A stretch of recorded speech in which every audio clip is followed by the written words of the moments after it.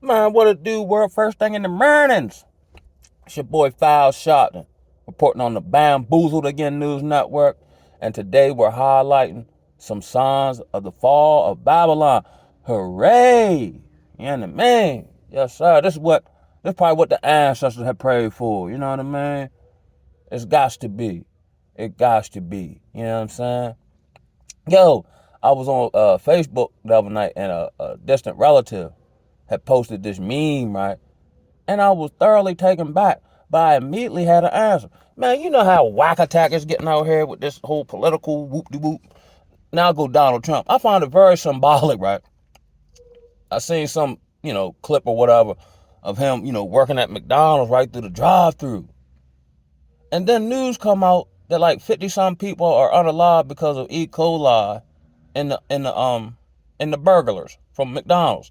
Granted, it's not the ones he touched, but I think that's very that's not a, like, I don't want to call it a coincidence, but you know what I'm saying, like can you see the messages in this, right? You know what I'm saying? The day after President or former President Trump working at McDonald's, they have an E. coli breakout. It's like the illusion is dissipating. Just like when Obama, I think he was somewhere. I heard he got booed off the stage in Michigan. You know, back when Obama ran, like he was real smooth, cat daddy type, you know what I'm saying? Shaboing boing, right? But now he lost all his mojo. So when he was like pandering or try to do some type of gaslighting technique to get black men to vote for Kamal or whatever, I seen black men running social media. Man, who cuz talk? You don't tell me what to do. When you was in there, all you gave was cell phones and sweet marriage. You know what I mean? Nobody listening to you. You know what I'm saying? We're not bound to you. Man, get him out of here. You know what I'm saying? Just like how they say they like when Al, like something happened in the Negro community, and you only see these people when the camera's rolling, like Al Sharpton and them. They ran him out of Baltimore. They heard his flight was coming in. They met him at BWI. Get on back. No sir. We already know what you finna do. Get on away from her. You know what I mean? It's like the illusion or the spell they had over the people that they actually care or are fighting on behalf of the people is gone. You know what I'm saying? Gone. But this is what I want to talk about though.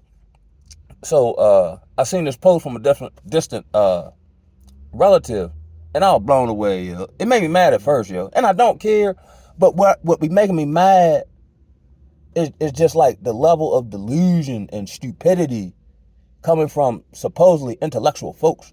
Because this person is acting like a real estate agent, you know what I'm saying, for years, you know what I'm saying? And posted a meme that said, how was it worded? Where would we be if black men refused to follow Harriet Tubman, the queen? They done threw the queen mother in. Man, how low will you go?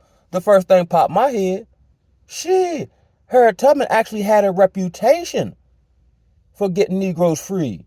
I know we not comparing the Queen Mother Harriet Tubman to Kamala, she not black Harris. Come on now, what lengths will these folk go, man? So and then everybody was like, yeah, I'm stealing. This should be posted everywhere. So I made that reply, and nobody said nothing to me. You know what I'm saying? Oh, here he go, the toothless one. Always rain on our parade. This is crazy, yo. We're fighting to uphold a system that is crumbling, prophesied to crumble. And I just saw a clip of a former chief of staff basically saying as such, and we can't stop it. But like black, man, sometimes, I don't want to be black no more, I want to be like Prince and just make myself into a symbol, Like, just like when Joe Biden, when he got in, right? You know what I'm saying? Like, they hate Trump so much. I ain't for neither one of them, but they hate Trump so much, right? I seen clips, man, at the church house. They was singing and dancing old Negro spirituals cause the white man who was under Obama got in. And then as soon as you ain't got enough, gas so high you can't even make it to work, all you hear is crickets from the same people who were jumping up and down to get the white man in there. You know what I'm saying? Like, and then when you bring stuff up, they don't like have any rebuttal for what you're saying.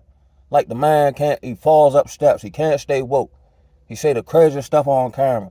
And this is who y'all was bojangling for when he won? Like a new day is coming?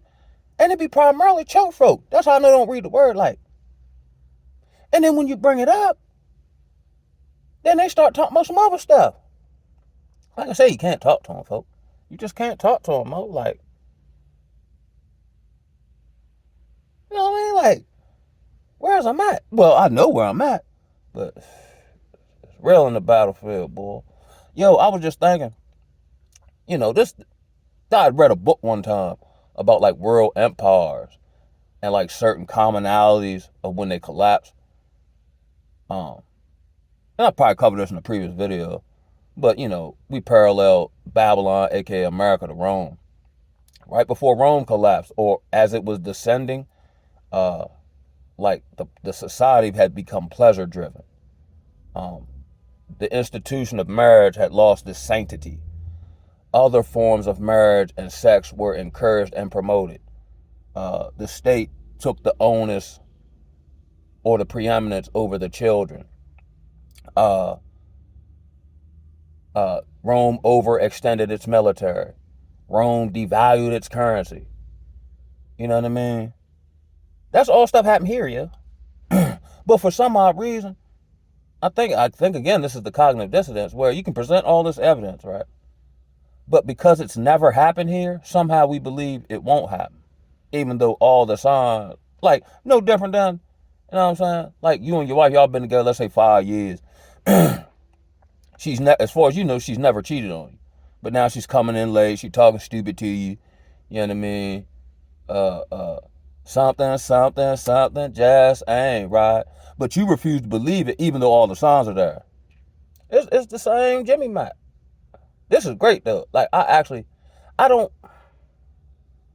got to be honest, yo. I can't wait for this place to fall, yo.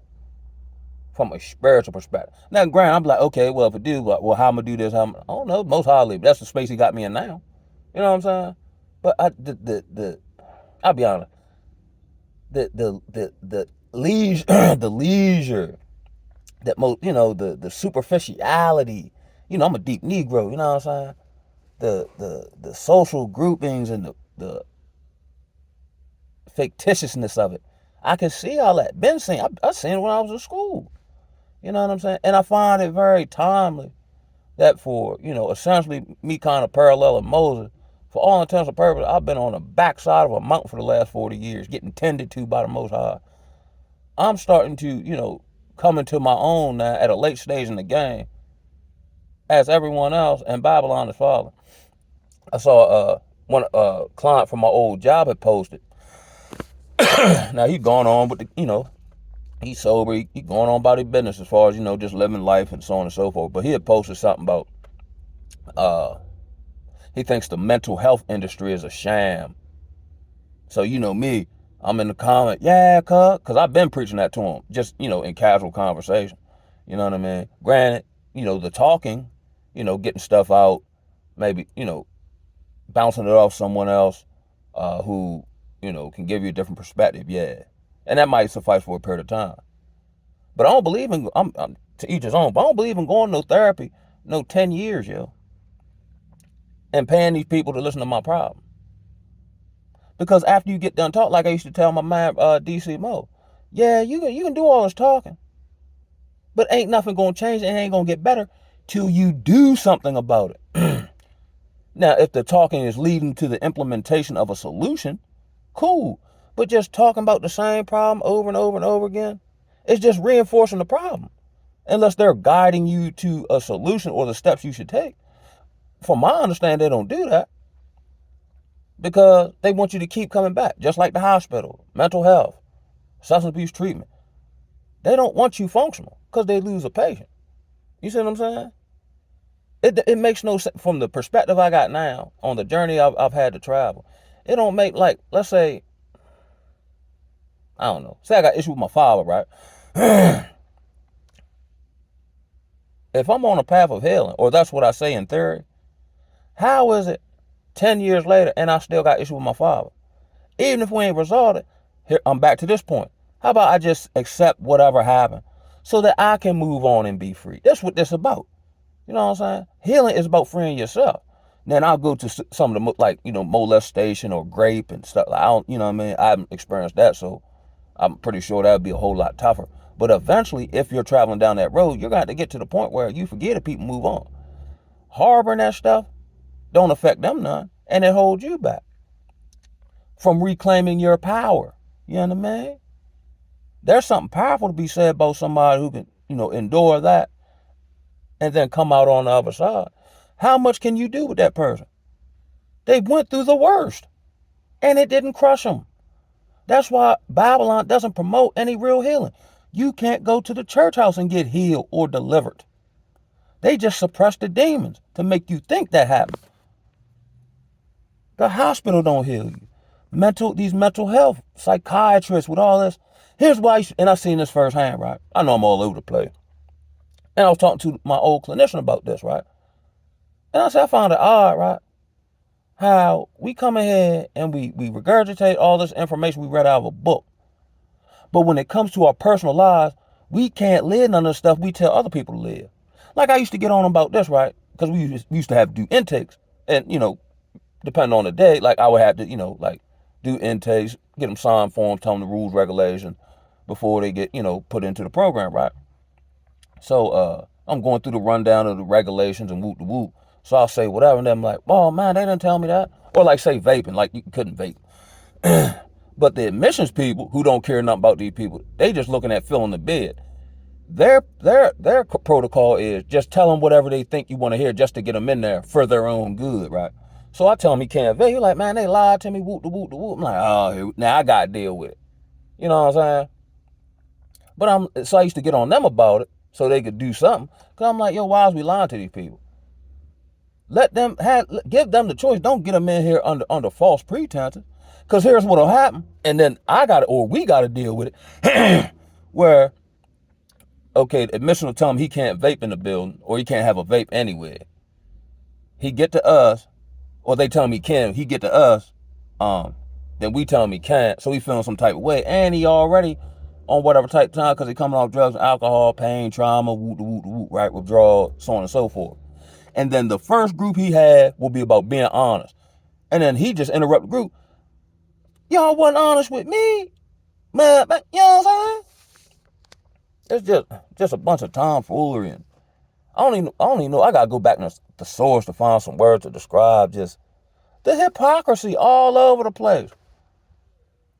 All over the place. You know what I'm saying? For the rape. And I've seen this with like counselors and whatnot who went to school and got associates and bachelors. Now, granted, everybody, go through stuff and have trials and tribulations.